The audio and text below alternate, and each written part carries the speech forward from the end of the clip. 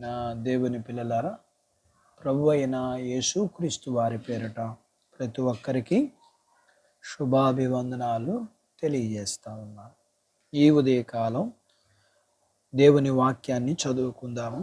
పరిశుద్ధ గ్రంథములో సామెతల గ్రంథము 20వ అధ్యాయము 13వ వచనాన్ని చదువుతున్నాను. లేమికి భయపడి నిద్రయందు ఆసక్తి విడుము. దేవుడు తన మాటలు మనందరి కొరకు దీవించునుగాక. ఆమేన్. మనుషులు కొన్నిటిని విడిచిపెట్టాలి, కొన్నిటిని కలిగి ఉండాలి. ఇక్కడ తేడాని తారతమ్యతను తెలుసుకుని ఉంటే లాభం, లేకుంటే నష్టం. ఇక్కడ దేవుడు అంటున్నాడు, మనం చదువుకున్న లేఖన భాగంలో నష్టం కలగకుండా ఉండాలంటే నిద్ర మీద ఇష్టం పోవాలి అని. నిద్ర అంటే ఇక్కడ ఈ సందర్భంలో మాట్లాడిన నిద్ర అనే మాటకి సోమరతనం కలిగిన వారిని గురించి చెప్పబడింది. సోమరతనం గాఢ నిద్రలో పడివేస్తుంది. సోమరి పస్తులు ఉండాల్సి వస్తుంది. సోమరి ఎప్పుడు పడుకునే ఉంటాడు, నిద్ర లేవటానికి ఇష్టపడడు. కొంచెం సేపు అని పడుకుంటాడు. దరిద్రం దొంగలాగా బలవంతుల్లాగా వచ్చి అతన్ని దాసునిగా చేస్తుంది. సోమరి దేవుణ్ణి కన్న తల్లిదండ్రుల్ని బాధ పెడతాడు.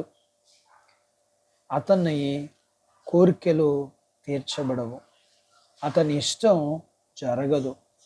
సోమరి దరిద్రుడవుతాడు. దరిద్రుణ్ణి అందరూ ద్వేషిస్తారు. సోమరి దున్నే కాలమున నిద్రపోతాడు, విత్తే కాలమున నిద్రపోతాడు, కోత కాలమున కూడా నిద్రపోతాడు. మరి అమ్మే కాలమున డబ్బు కోసం ముందుంటాడు. ఏవి అమ్మి డబ్బులు తెచ్చుకుంటాడు? సోమరి మాటలు చెబుతాడు కానీ పనులు చెయ్యడు. సోమరి జీవితం అంతా బాధలమయం. సోమరి తనకు అప్పగించిన పనిని పాడు చేస్తాడు. సోమరి వాని కుటుంబాన్ని పస్తులు పడుకోబెడతాడు.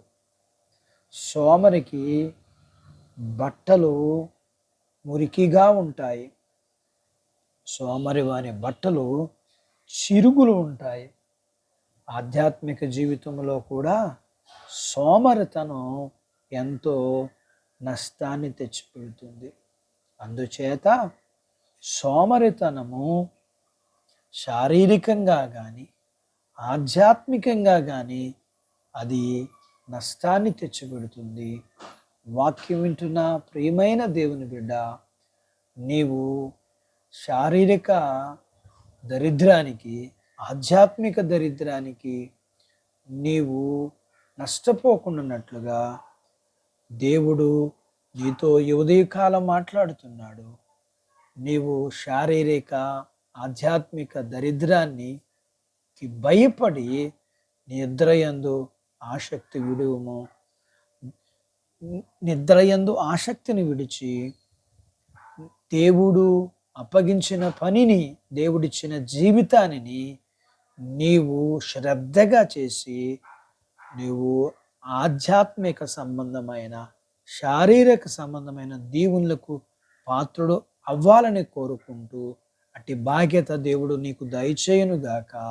ఆమేన్. ప్రార్థించుకుందాం. మమ్మల్ని మిక్కిలిగా ప్రేమించిన మా ప్రియ పరలోకపు తండ్రి, మీ పరిశుద్ధ నామమును బట్టి మీకు వందనాలు.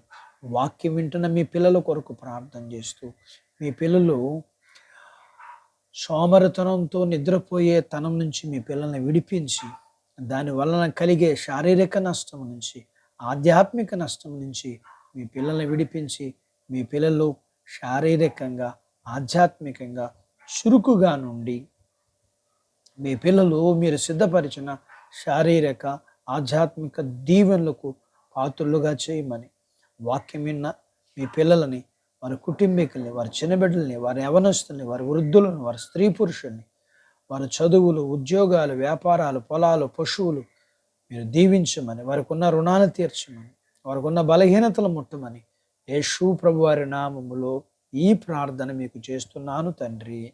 ఆమేన్. దేవుడు మిమ్మల్ని దీవించునుగాక. ఆమేన్.